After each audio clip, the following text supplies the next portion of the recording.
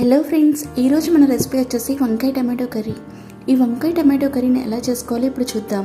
ముందుగా కడాయిలో ఆయిల్ వేసుకొని సన్నగా పొడుగ్గా తరిగిన 2 మీడియం సైజ్ ఉల్లి తరుగు వేసుకొని ఫ్రై చేసుకోవాలి. ఇప్పుడు ఇందులోకి రుచికి తగినంత ఉప్పు, అలాగే 1/2 స్పూన్ దాకా పసుపు కూడా వేసుకొని ఈ ఉల్లిపాయ ముక్కలన్నీ కొంచెం మెత్తపడేంత వరకు ఫ్రై చేసుకోవాలి. ఉల్లిపాయ ముక్కలు మెత్తపడిన తర్వాత దీంట్లోకి 2 టమాటా తరుగును వేసుకొని బాగా కలుపుకోవాలి.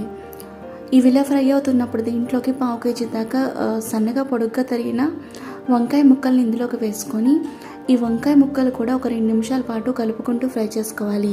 ఇప్పుడు దీనిపైన మూత పెట్టుకుని మరొక 5 నిమిషాల పాటు ఫ్రై చేసుకోవాలి. 5 నిమిషాల తర్వాత దీనిపైన మూత తీసి దీంట్లోకి 1 కప్పు దాకా వాటర్ వేసుకొని బాగా కలుపుకోవాలి. అలాగే దీంట్లోకి 1 స్పూన్ దాకా కారం వేసుకొని ఇవన్నీ బాగా కలిసేలా కలుపుకొని మరొక 5 నిమిషాల పాటు ఉడికించుకుని చివరిగా చిన్నగా తరిగిన కొత్తిమీర వేసుకుంటే వంకాయ టమాటో కర్రీ రెడీ అండి. వీడియో నచ్చితే సబ్స్క్రైబ్ చేయండి. Thanks for watching this video.